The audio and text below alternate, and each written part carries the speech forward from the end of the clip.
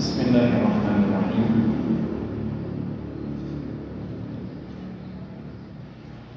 Alhamdulillahi rabbil alamin. Hamdan katsiran thayyiban mubarakan fihi kama yuhibbu rabbuna wa yarda. Wa ashhadu an la ilaha illallah wahdahu la syarika lah. Wa ashhadu anna Muhammadan abduhu wa rasuluh sallallahu alaihi wa ala alihi wa ashabihi wa man tabi'ahum bi ihsanin ila yaumiddin. Wa sallama tasliman katsiran amma ba'd. Kita panjatkan puji dan syukur atas kehadiran Allah Tabaraka wa Ta'ala yang masih mencurahkan nikmatnya kepada kita semuanya, khususnya nikmat hidayah dan taufik, yang dengan kenikmatan itu pagi ini dengan seizin Allah kita kembali dipertemukan di dalam majelis ilmu yang semoga diberkahi oleh Allah Subhanahu wa Ta'ala. Waktu kita semoga Allah jadikan waktu yang menjadi wasilah semakin dekatnya kita dengan Allah Subhanahu wa Ta'ala, dan kita juga meminta kepada Allah semoga ilmu yang kita dapatkan di kesempatan pagi hingga siang hari ini adalah ilmu yang menjadikan diri kita semakin faqih, semakin faham dengan agama kita, dan menjadi petanda bahwa kita termasuk hamba-hamba yang dikehendaki baik untuk mendapatkan kebaikan dari Allah Subhanahu wa Ta'ala. Salawat dan salam semoga senantiasa tercurah untuk panutan kita Nabi besar Muhammad sallallahu alaihi wa ala alihi wasallam, juga untuk seluruh keluarga, para sahabat, para pengikut yang istiqomah. Allah beri kesabaran, keteguhan untuk mengamalkan ajaran-ajaran Nabi alaihi salatu wassalam, khususnya di zaman yang memang sudah cukup banyak fitnah tersebar dan menyambar-nyambar, banyak khilaf terjadi, perselisihan pendapat yang mungkin bagi kita yang keilmuannya tidak seberapa, perselisihan itu tidak jarang menjadikan kita itu bingung ya, untuk menentukan sikap. Maka dicontohkan oleh para ulama, saat diri kita itu sedang bingung di tengah perselisihan yang terjadi,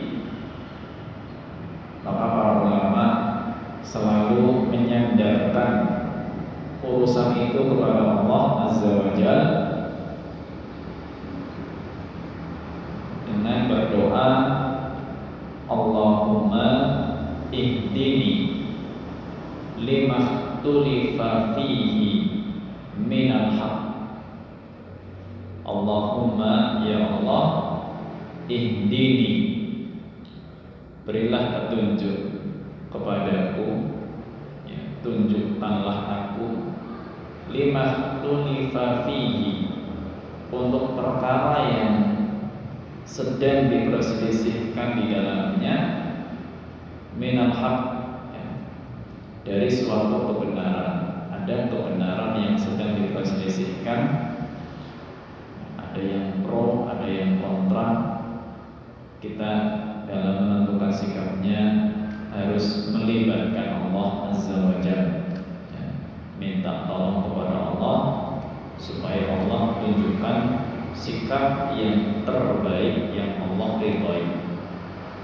Baik kaum muslimat yang dirahmati Allah Subhanahu wa taala, kita pagi ini akan kembali melanjutkan pembahasan kitab Umdatul Ahkam, hadis-hadis yang dicantumkan oleh Imam Abdul Ghani Al-Maqdisi rahimahullah ta'ala, dari hadis pilihan yang diriwayatkan oleh Imam Bukhari dan Muslim, khusus berkaitan dengan hukum atau lebih kita kenal dengan istilah fikih, ya, hadis yang berkaitan dengan ilmu fikih.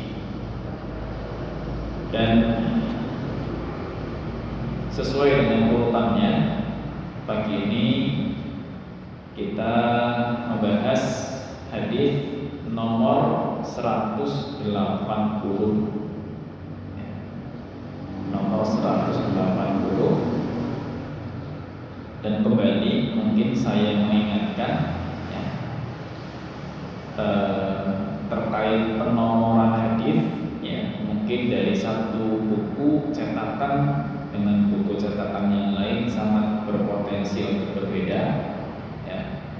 Bisa saja mungkin kalau ada yang memegang suatu cetakan buku terjemah ataupun mungkin kitab Umdatul Ahkam yang lain tercantum nomornya berbeda, maka itu dimaklumi, ya, karena masalah penomoran itu tergantung siapa yang menyalin, ya. Kalau zaman dulu ulama nulis hadis itu enggak pakai nomor, ya. Baru kemudian penyalin hadis itu dan para pencetak itu memberi tambahan nomor.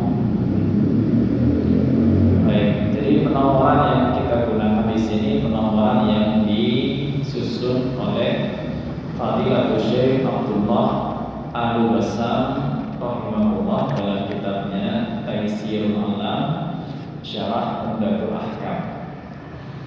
Penjelasan dari kitab Umdatul Ahkam, kita akan baca hadis yang ke-180 sesuai dengan urutan yang kita pelajari. Ini masih temanya puasa, ya.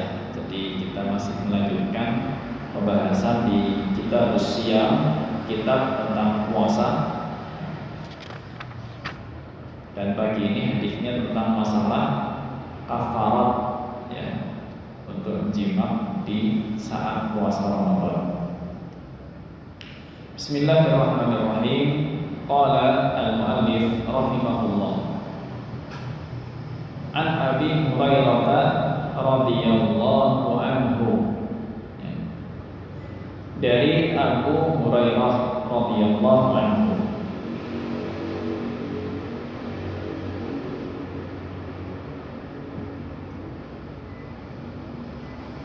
qala, dia berkata, bainama nahnu julusun inda Nabi sallallahu alaihi wasallam, saat kami sedang duduk bersama Nabi sallallahu alaihi wasallam, in ja'ahu rajulun, datanglah seseorang. Saat kami sedang duduk bersama Nabi alaihi salatu wasallam, datanglah seseorang. Faqala, dia berkata, ya Rasulullah, halaktu, wahai Rasulullah, aku telah binasa. Kata orang itu mengatakan, wahai Rasulullah, aku telah binasa.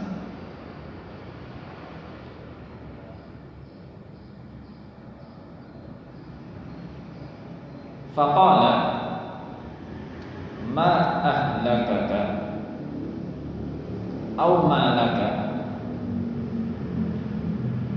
Maka Rasul alaihi salatu wassalam bertanya,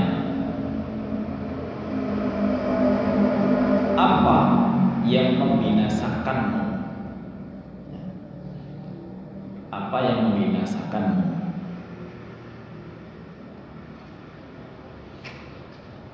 Atau beliau bertanya, apa yang terjadi?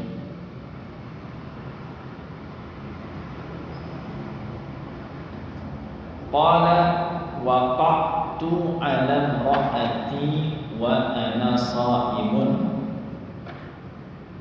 Wa fi riwayatin asabtu ahli fi Ramadan. Orang tadi menjawab, aku berhubungan dengan istriku saat puasa. Aku berhubungan dengan istriku saat puasa. Dalam redaksi lain diperjelas, asabtu ahli fi Ramadan. Aku berhubungan dengan istriku di bulan Ramadan. Jadi redaksi pertama mengatakan aku berhubungan dengan istriku saat puasa. Cuma ini belum jelas puasanya puasa apa. Lalu dalam riwayat atau redaksi yang lain diperjelas aku berhubungan dengan istriku di bulan Ramadan. Jadi berhubungan badan dengan istri di siang hari bulan Ramadan saat puasa. Faqala Rasulullah sallallahu alaihi wasallam, hal tajidu raqabatan tu'tiquha. Maka Rasul alaihi salatu wasallam bersabda, apakah engkau bisa menemukan budak untuk dibebaskan? Apakah engkau bisa menemukan budak untuk dibebaskan?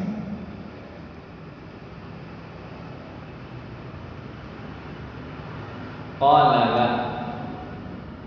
Orang itu menjawab, tidak.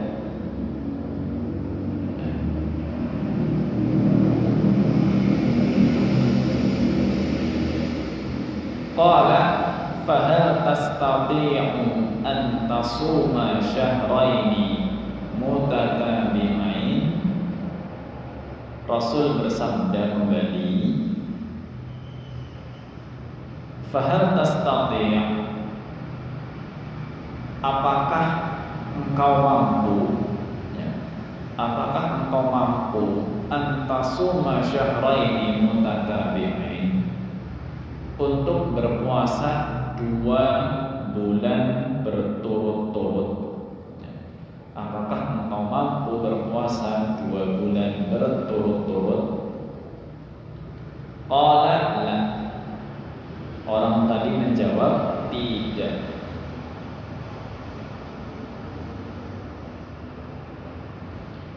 Faqala fahal tajidu it'ana sittina miskinan. Rasul bersabda, apakah engkau mampu memberi makan 60 orang miskin? Apakah engkau mampu memberi makan 60 orang miskin? Qala la. Orang itu menjawab, tidak.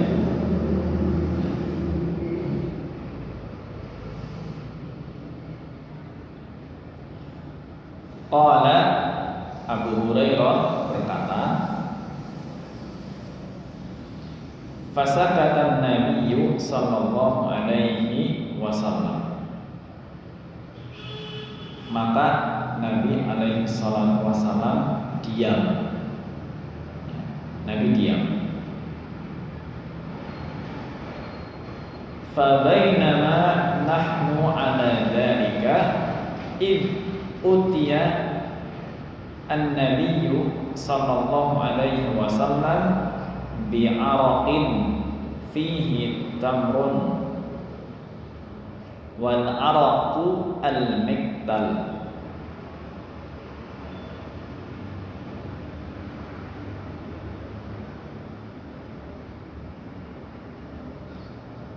Saat kami, ini masih ucapannya Abu Hurairah,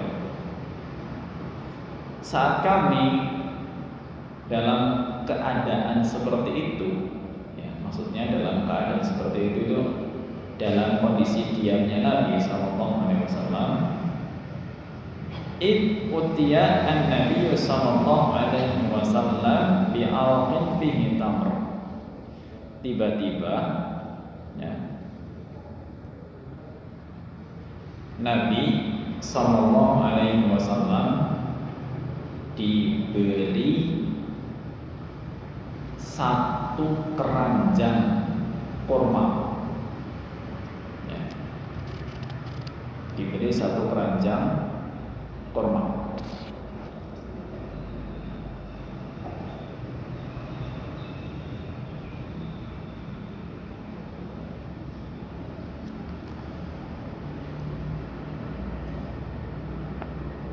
Qala ayna sa'il. Maka Rasul bersabda,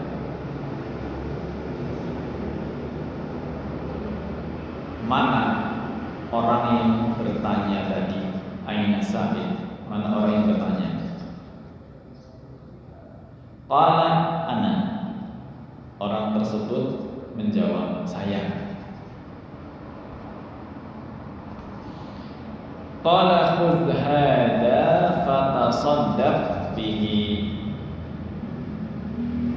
Nabi mengatakan, ambillah ini, ya, ambillah ini, ya, ambillah keranjang ini isinya kurma tadi, ya, ambillah ini, sedekahlah dengannya, ya, sedekahlah dengannya. Faqala a'ala afqara minni ya Rasulullah, fa wallahi ma baina labataiha yuridul harratain ahlu baitin afqaru min ahli baiti. Orang itu bertanya, ya, orang itu bertanya, apakah untuk orang yang lebih fakir dari saya, ya, apakah untuk orang yang lebih fakir dari saya, wahai Rasulullah? Ya. Demi Allah, kata dia, tidak ada di daerah saya orang yang lebih miskin atau lebih fakir daripada keluarga saya. Tidak ada di daerah saya orang yang lebih fakir daripada keluarga saya. Fadhahikan Nabi sallallahu alaihi wasallam hatta badat anyaduhu. Maka Rasul alaihi salatu wassalam tertawa. Tertawa ini maksudnya tersenyum, ya, sampai terlihat gigi taringnya, ya, tersenyum lebar sampai terlihat gigi taringnya. Summa qala at'imhu ahlaka. Beliau bersabda, kasih makan keluargamu, ya. Kasih makan keluargamu. Baik, ya ini hadisnya Masya Allah pagi ini cukup panjang karena ini sebuah peristiwa ya, yang insya Allah tadi kalau disimak dari awal ya, insya Allah sesuatu yang bisa dipahami ya. Tapi saya ulas sedikit ya, lebih ringkas isi hadis yang kita bahas di kesempatan pagi ini. Hadis yang diriwayatkan oleh Imam Bukhari dan Muslim ini menceritakan apa yang disebutkan oleh sahabat Abu Hurairah radhiyallahu anhu. Jadi Abu Hurairah bercerita, ketika kami para sahabat lagi duduk bareng sama Nabi alaihi salatu wassalam, ya, tiba-tiba ada orang datang ya, mengatakan, wahai Rasul, saya binasa. Mungkin kalau kita ungkapkan dengan bahasa keseharian kita di Indonesia ya, orang ini datang mengatakan, wahai Rasulullah, mati aku. Kurang lebih gitulah ya. Maka dia mengatakan, kenapa? Mati kenapa? Dia lapor, saya sudah berhubungan suami istri dengan istri saya ketika saya sedang puasa Ramadan. Jadi orang ini sadar bahwa dia itu sudah melakukan kesalahan yang besar dengan berjima dengan istrinya ketika sedang puasa Ramadan. Dia tahu itu dosa, nggak boleh. Tapi Nabi alaihi salatu wasallam di sini tidak kemudian menyalahkan. Ya, mungkin kalau kita di sini dengar begitu, kita akan mengatakan salahmu dewek, misalnya. Tapi Nabi langsung saja memberikan hukumnya. Konsekuensinya apa? Kamu bisa bebaskan budak? Dia katakan nggak bisa. Puasa 2 bulan berturut-turut ya, dia pun katakan tidak bisa ya. Yang puasa sebulan aja Ramadan gagal dengan hubungan suami istri, apalagi 2 bulan berturut-turut ya, tidak bisa. Kalau itu pilihan ketiga, bisa nggak ngasih makan 60 orang miskin? Dia bilang nggak bisa juga. Nah di sini Nabi diam, ya, tidak kemudian beliau menyimpulkan, yaudah kalau gitu kamu nggak wajib ngapa-ngapain, enggak. Nabi diam, ya, belum menyimpulkan keputusannya apa. Sampai kemudian ada orang datang kok bawa satu keranjang isinya kurma. Satu karung lah ya, karung atau satu keranjang kurma, yang dalam suatu riwayat disebutkan satu karung atau keranjang ini isinya 15 sok ya, 15 sok kurma ya, 15 sok kurma.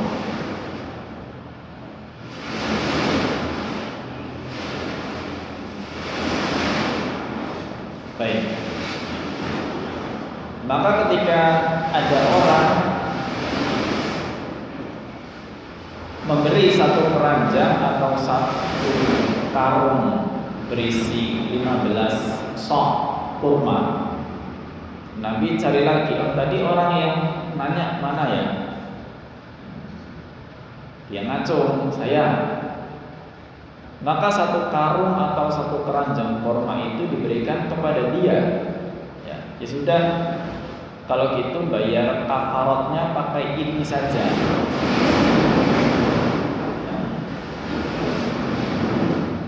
Bayar kafaratnya untuk ngasih ngasih makan 60 orang miskin pakai korma ini, satu keranjang atau satu karung isinya 15 song. Orang itu nanya, ini berarti harus diberikan kepada orang-orang yang fakir ya, yang lebih miskin dari orang-orang yang lebih miskin dari kita. Dia jelaskan, di desa saya, tempat tinggal saya enggak ada yang lebih miskin dari saya dan keluarga. Bingung lagi kan, ngasih siapa kalau gitu? Ini ceritanya kalau sebagian ulama menggambarkan, ini orang ini sudah tegang gitu. Jadi dia sudah melakukan dosa, ya, dikasih 3 opsi kafarat. Pertama, bebaskan budak nggak bisa. 2, puasa 2 bulan berturut-turut nggak bisa. Terus opsi yang ketiga, ngasih makan 60 orang miskin nggak bisa.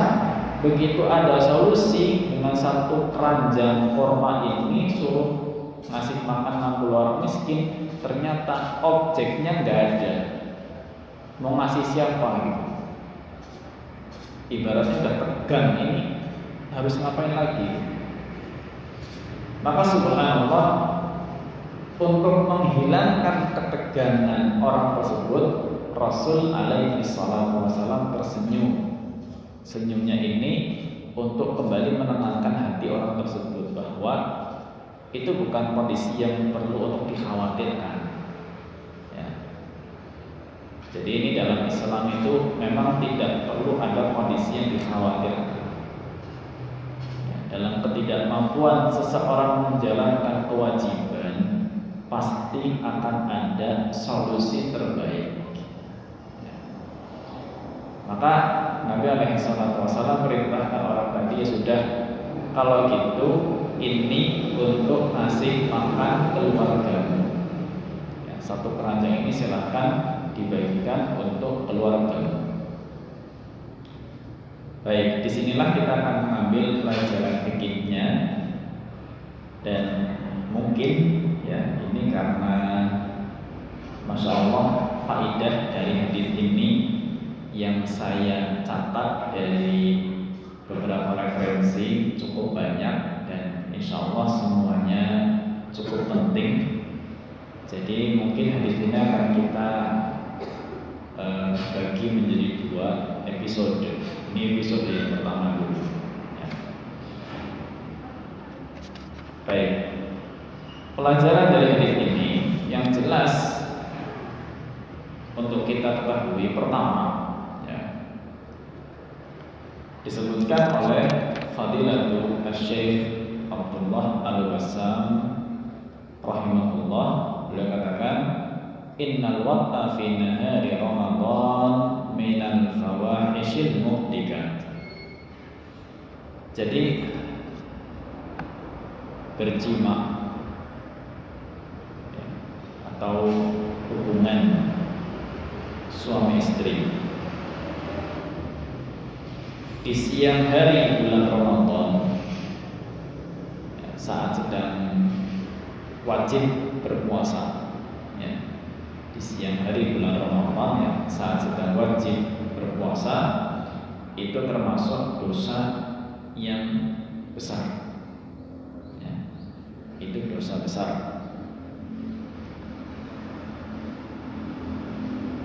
Ini dari mana kita simpulkan bahwa itu dosa besar?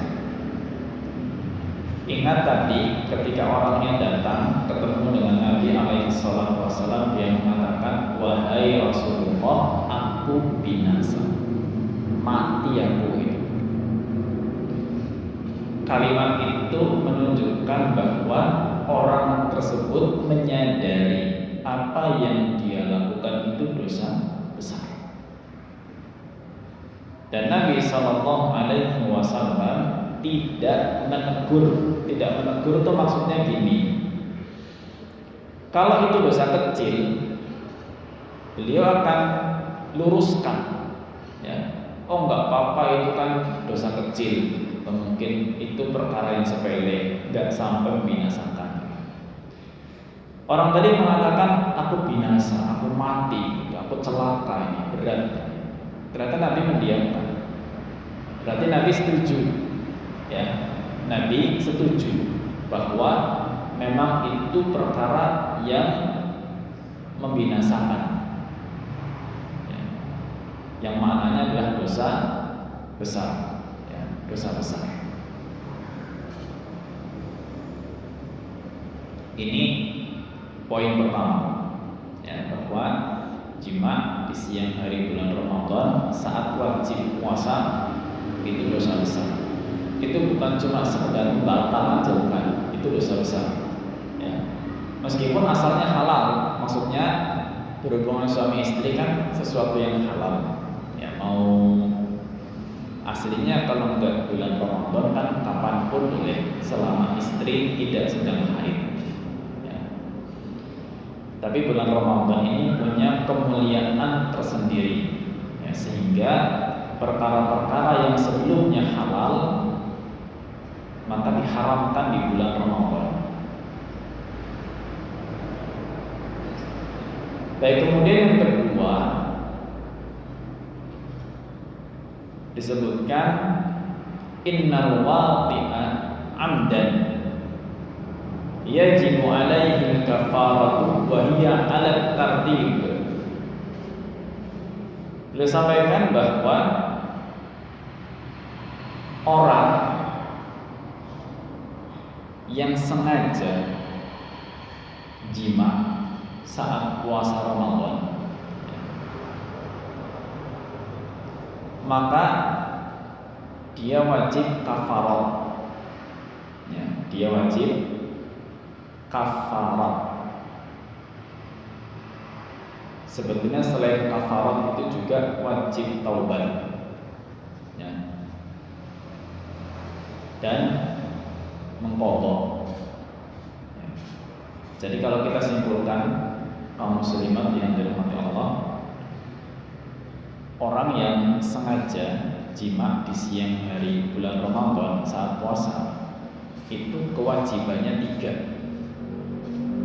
Kewajibannya 3. Apa saja 3 ini? 1, taubat, minta ampun kepada Allah Subhanahu wa ta'ala.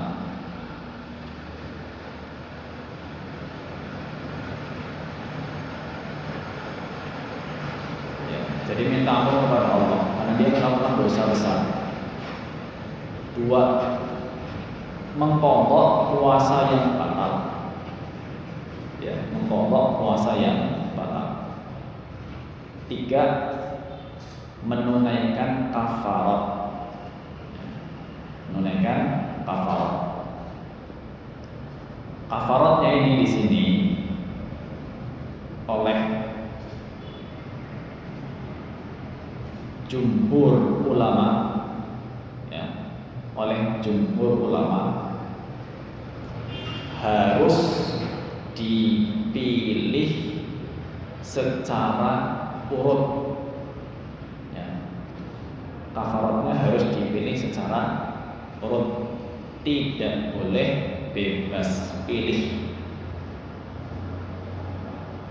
harus dipilih secara urut, tidak boleh bebas pilih, ya. Jadi maksudnya seandainya ada orang kok melanggar ketika lagi puasa Ramadan, ya, berhubungan suami istri sengaja, sadar betul dia itu sedang puasa dan tahu bahwa jima itu nggak boleh di siang hari bulan Ramadan, ya, maka tadi ya kewajibannya 3, 1 taubat, 2 qadha, 3 bayar kafarat. Nah, kafarat ini nggak bisa seenaknya sendiri. Nah, saya pilih langsung ngasih makan 60 orang miskin aja lah, misalnya, ya.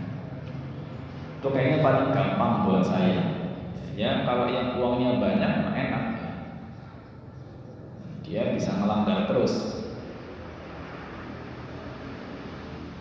Gak boleh dia pilih seenaknya sendiri. Dia harus berupaya dari opsi pertama dulu. Kalau opsi pertama nggak bisa, maka pindah ke opsi yang kedua. Opsi yang kedua nggak bisa, baru pindah ke opsi yang ketiga. Dan opsinya seperti yang disebutkan oleh Nabi SAW. Ya. 3 opsi itu adalah: 1, membebaskan budak. Ya. Membebaskan budaknya yang mukmin. Ya, menurut jumhur ulama, budaknya yang beriman. Ya, tapi ini pun memang kalau hari ini mungkin tidak ada. Ya. Karena Allah Ta'ala bisawab, ya, sudah tidak ada perbudakan. Opsi pertama nggak bisa pindah ke opsi yang kedua, yaitu puasa 2 bulan berturut-turut, ya, dalam hitungan bulan Hijriyah, ya, berarti sekitar 60 hari.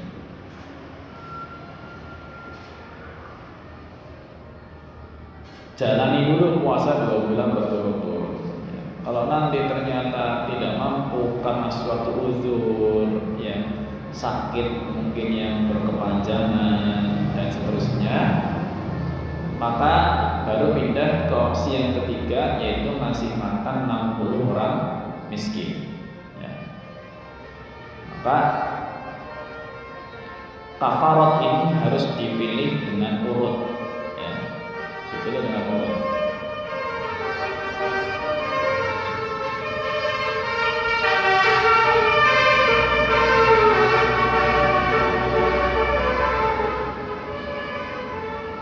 Baik.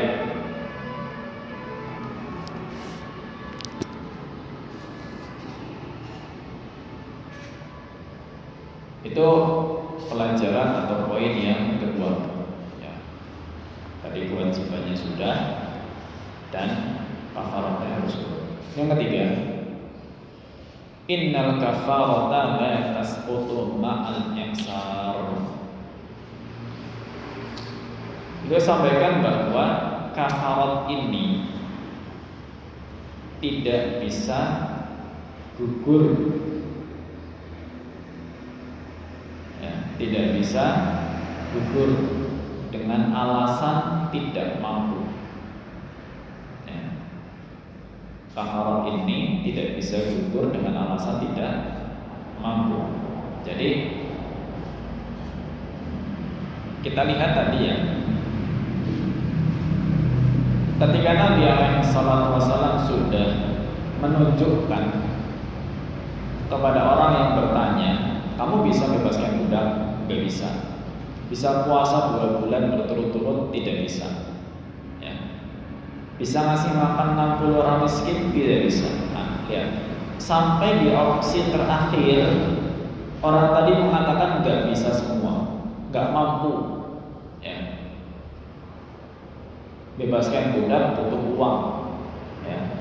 Kalau sekarang mungkin kita katakan itu butuh uang miliaran rupiah. Ya. Kalau zaman dulu ya dengan dinar. Atau mungkin bisa ditukar dengan onta, ya, sekian puluh onta gitu misalnya. Butuh uang, orang itu nggak punya uang. Puasa 2 bulan berturut-turut tidak bisa, karena dijelaskan oleh sebagian ulama, mungkin berdasarkan riwayat-riwayat lain yang ada, bahwa orang tadi ini punya sedikit penyakit, yang pada akhirnya dengan penyakit itu dia tidak bisa menahan gejolak syahwatnya. Dia katakan, saya nggak mampu kalau harus puasa 60 hari atau mungkin 2 bulan berturut-turut. Maka pindah ke opsi yang ketiga, kata Nabi, kalau gitu ngasih makan 60 orang miskin. Dia pun nggak mampu karena nggak punya uang. Ya, dia orang fakir sekali. Nah, di sini Nabi SAW tidak kemudian menghapuskan kewajiban dia, nggak mengatakan ya sudah, kalau begitu kamu tidak perlu menunaikan apa-apa. Oh, enggak seperti itu. Ya, yang ada apa? Malah Nabi SAW itu diam, tidak menyimpulkan apapun. Nah, diamnya Nabi SAW difahami oleh para ulama itu petunjuk bahwa Rasul alaihi salatu wasallam tidak menghapuskan kewajiban kafarat bahkan atas orang yang tidak mampu sekalipun.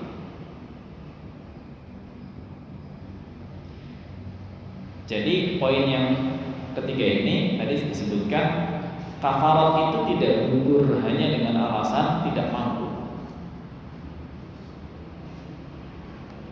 Baik, pertanyaannya,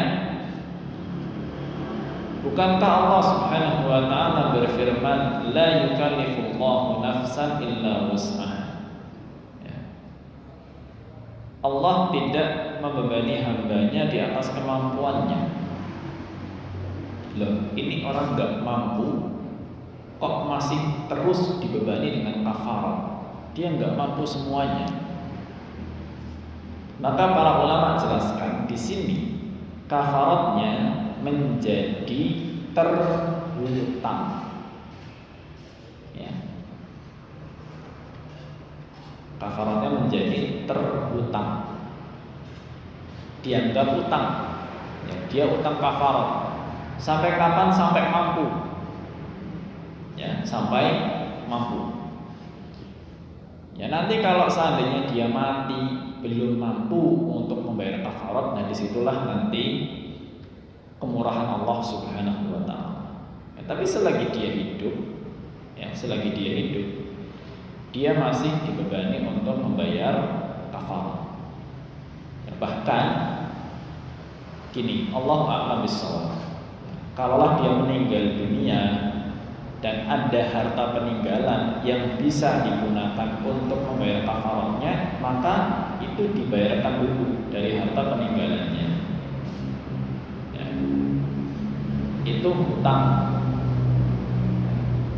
antara dia dengan Allah Subhanahu wa taala.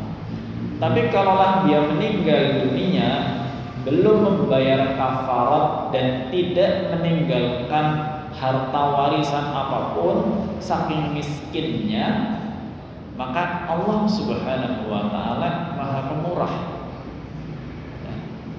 Dia akan diberi uzur karena ketidakmampuannya setelah maksimal berusaha. Ya. Tapi ingat, selagi dia hidup, ya, dia masih dibebani dengan hutang untuk menunaikan kafarat tersebut. Ya. Tidak gugur hanya sekedar alasan saya bukan orang yang mampu. Ya. Ini poin ketiga. Ya, poin ketiga, kafaratnya tidak gugur. Ya. Poin keempat,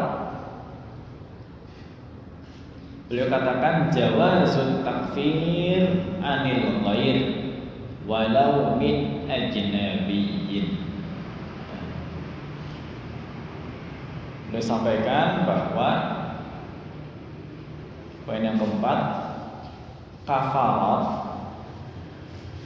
boleh dibayarkan oleh orang lain. Boleh dibayarkan oleh orang lain secara sukarela, ya. Secara sukarela dengan seizin, ya. Tentu dengan seizin orang yang wajib kafarat, ya. Dengan seizin orang yang wajib kafarat. Jadi ini boleh dibayarkan atau ditunaikan oleh orang lain dengan seizin orang yang wajib membayar kafarat. Faidah ini dari mana? Bisa diperhatikan di bagian akhir hadis tadi. Ketika Nabi SAW sudah mendapat satu karung kurma, isinya 15 sok, ya, 15 sok. Lalu meminta orang itu untuk membayar kafarat pakai kurma tersebut, ya, pakai kurma tersebut.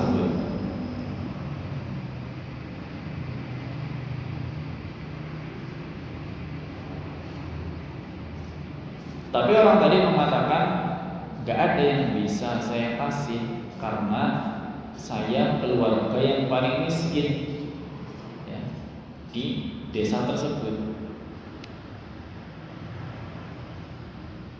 Maka di sini Allah a'lam bishawab, ketika Nabi SAW kemudian mengalihkan, ya sudah kalau gitu ini buat ngasih makan keluargamu.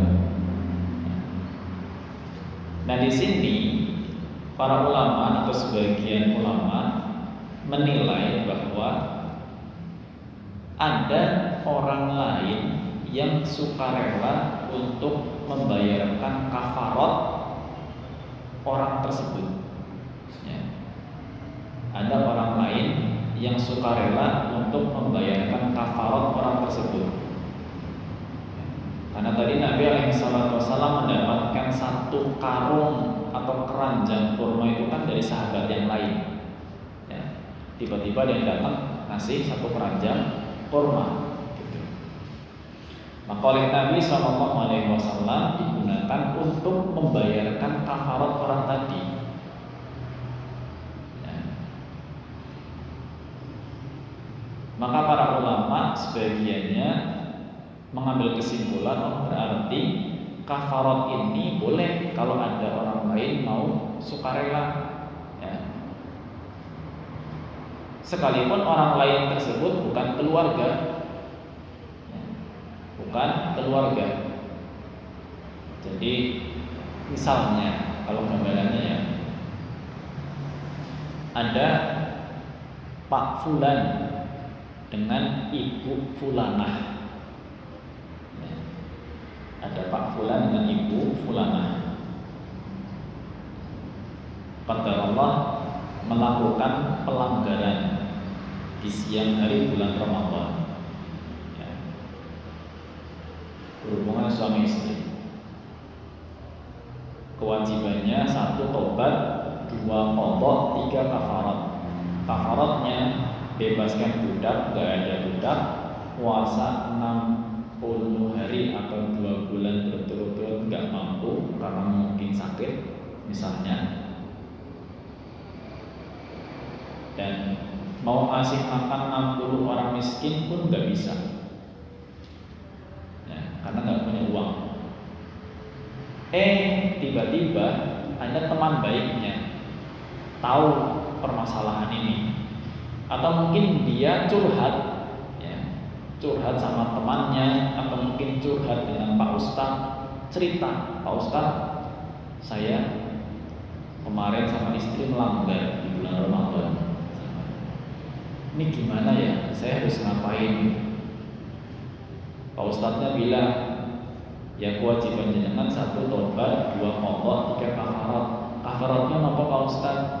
Kafaratnya sebetulnya 1 bebaskan budak, tapi budak nggak ada. Ya. 2 puasa 2 bulan berturut-turut. Jenengan bisa nggak? Wah berat Pak Ustadz, saya punya penyakit, kalau puasa terus-terusan saya pasti nanti bisa tambah parah.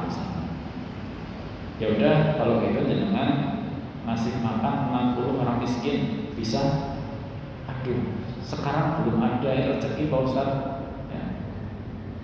Mungkin Pak Ustadz saking baik hatinya dia mengatakan, ya udah Pak, tak bayar saya aja. Ya. Saya bayari beli makanan 60 porsi buat ngasih makan 60 orang miskin. Saya yang beli, jenengan yang bagikan Bapak. Itu yang bayar kafarat si penanya atau Pak Ustadznya itu? Pak Ustadz. Ya. Cuma nggak tahu ada nggak Ustadz sebaik itu gitu ya. Saya nggak tahu. Ya mudah-mudahan ada. Pak Ustadznya bayari, boleh. Ya. Dengan demikian kewajiban si penanya tadi gugur, selesai. Ya. Tapi sebagian ulama katakan itu bisa dilakukan kalau memang mendapatkan izin dari orang yang tanggung jawab tadi, yang punya kewajiban. Kalau dia mengizinkan, oh ya sudah, alhamdulillah kalau gitu, kalau berbaik hati untuk membelikan 60 porsi makanan dibagikan, ya, saya sangat berterima kasih, jazakumullahu khairan. Dia masih izin selesai. Tapi kalau dia mengatakan oh nggak usah, ya ini tetap jadi tanggung jawab saya. Dan masih izin berarti tidak bisa. Ya, itu menurut sebagian ulama demikian. Ya. Nah ini tadi karena Nabi SAW yang ngasih makan dan pada akhirnya pun beliau simpulkannya sudah kalau gitu buat ngasih makan keluargamu saja. Itu seolah-olah yang bayar kafaratnya itu Nabi SAW. Sehingga, nah ini satu pelajaran tersendiri. Ketika kafarat itu dibayarkan oleh pihak lain, ya, keluarga dari orang yang bertanggung jawab ini boleh ikut makan, ya, boleh ikut makan.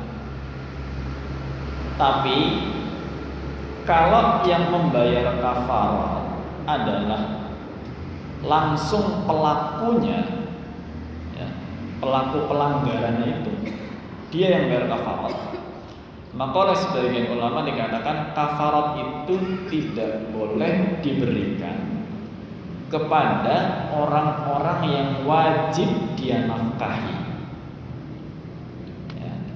Jadi kalau tadi ada Pak Fulan dengan Ibu Fulanah sebagai contoh, kok akhirnya Pak Fulan yang membayar kafarat bukan Pak Ustadz, ya. Pak Fulan yang bayar kafarat, maka ketika dia misalkan mengambil opsi kafarat yang ketiga, ngasih makan 60 orang miskin, karena pertama kedua nggak bisa, sudah masih makan 60 orang miskin, opsi ketiga dia beli makanan 60 porsi gitu ya. Nah kalau Pak Fulan langsung yang bayar kafarat, dia nggak boleh ngasih 60 porsi itu. Mungkin ada seporsi untuk istrinya, seporsi untuk anaknya. Orang-orang yang wajib dia nafkahi ini nggak boleh untuk menerima kafarat tersebut. Dia kasih kepada orang lain, ya, dia kasih kepada orang lain yang tidak wajib dia nafkahi. Ya meskipun masih keluarga nggak apa-apa. Sepupu misalkan itu kan nggak wajib dinafkahi. Sepupu miskin misalkan, pakde bude miskin gitu, saudara jauh yang miskin.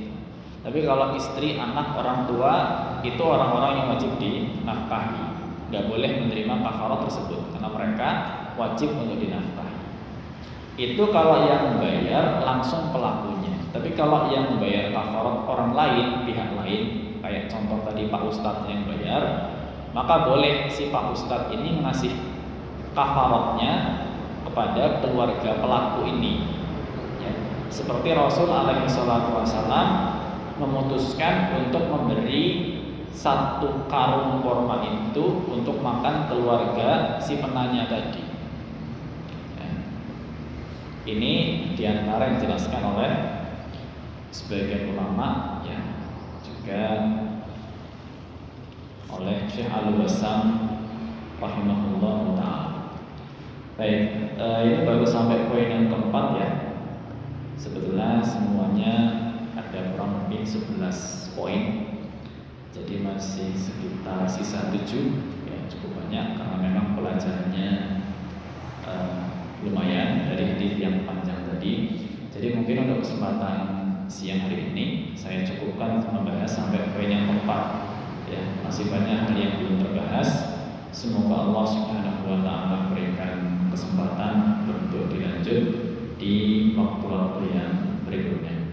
Baik, ini untuk sampai jam 11 sisa 5 menit.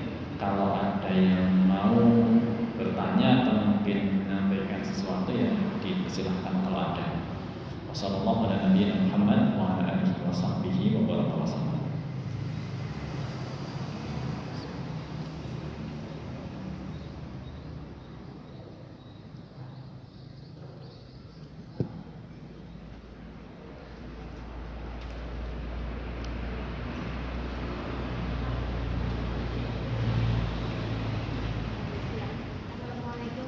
Waalaikumsalam.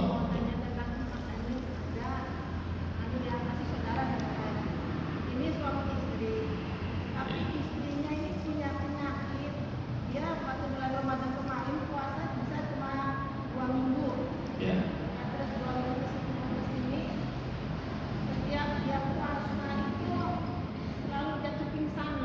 Iya. Nah terus suaminya dia tanya dengan orang yang udah lah diberitahu gitu, ini gimana anunya, tapi dia dapat katanya udah istrinya gak usah puasa tapi suaminya bilang biar saya yang nanggung puasanya bilang gitu. Nah, terus gimana itu Ustaz? Itu apa benar apa salah itu? Kenapa suaminya yang bisa bilang puasanya istrinya biar saya yang nanggung? Yang begitu Ustaz. Ya. Waalaikumsalam warahmatullahi wabarakatuh. Baik, kasusnya atau permasalahannya tadi ada seorang istri yang mungkin puasa Ramadan kemarin hanya kuat 2 minggu ya, 2 pekan. Sisanya setiap kali puasa itu pingsan gitu ya. Baik, terlepas tadi kemudian suaminya nanya dan punya keputusan, saya jelaskan begini. Kalau kondisinya seperti itu, maka seharusnya pertama yang dilakukan oleh suami adalah ya, berusaha untuk memeriksakan istrinya. Ya, apa yang menjadi penyebab lemahnya istri dalam berpuasa? Supaya apa? Supaya diketahui betul penyakit yang diderita oleh istri atau kelemahan yang diderita oleh istri ini kira-kira kelemahan yang akan bersifat permanen atau sementara. Itu dulu ya. Pastikan dulu sakit yang sedang dialami itu sakit yang sekiranya akan permanen lama, bahkan mungkin sulit sembuh, atau bersifat sementara yang masih besar kemungkinan menurut medis untuk disembuhkan. Kalau yang terjadi adalah kemungkinan bahwa medis mengatakan ini kayaknya sakitnya, lemahnya ini susah buat sembuh karena mungkin ada penyakit ini dan itu dan seterusnya yang menurut medis ini umumnya tidak sembuh umumnya. Ya kalau Allah Subhanahu wa taala mudah untuk menyembuhkan siapapun. Tapi menurut medis mengatakan ini susah buat sembuh. Baik, kalau memang sudah susah buat sembuh, maka nanti konsekuensinya bayar fidyah. Ya, sisa hari yang tidak ditunaikan puasanya misalkan 2 pekan gitu ya. 2 pekan nanti bisa berapa hari, 14 atau mungkin 15 hari misalnya, itu diganti dengan fidyah ngasih makan orang miskin.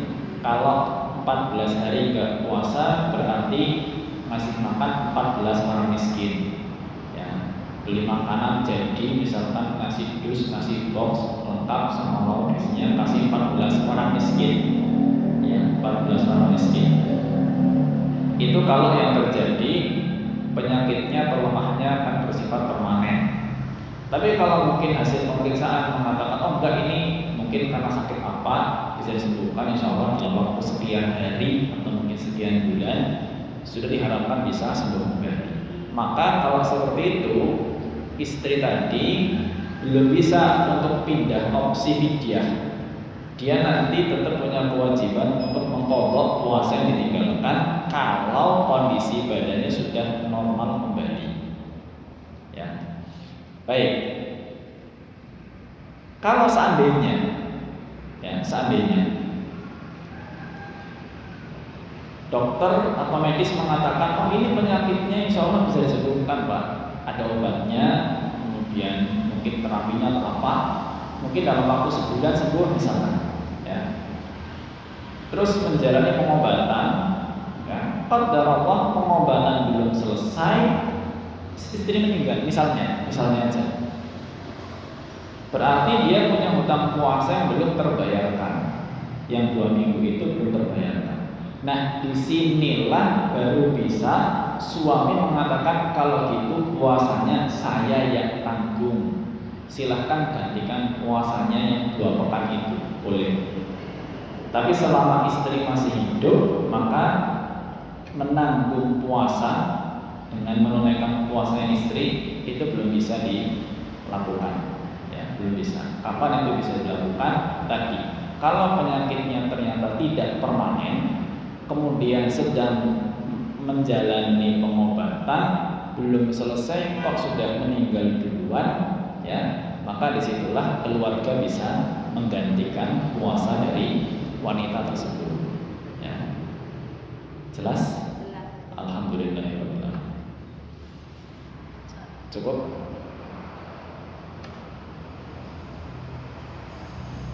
Yang lainnya cukup ya, insyaallah ya. Baik. Insyaallah kan masalah hadis yang hari ini kan nggak ada yang melanggar juga pada pertemuan yang lalu ya. Baik, semoga Allah Subhanahu wa taala berkahi apa yang kita dapatkan di kesempatan siang hari ini. Kurang lebihnya mohon maaf dan terima kasih. Jazakallahu khairan atas perhatiannya. Wassalamualaikum warahmatullahi wabarakatuh wa ala alihi wa sahbihi wa baraka wasallam. Wa akhiru da'wana alhamdulillahi rabbil alamin. Kita akhiri dengan kafaratul majlis. Subhanallahumma wa bihamdika asyhadu an la ilaha illa anta astaghfiruka wa atubu ilaik. Billahi taufiq wal hidayah. Wassalamualaikum warahmatullahi wabarakatuh.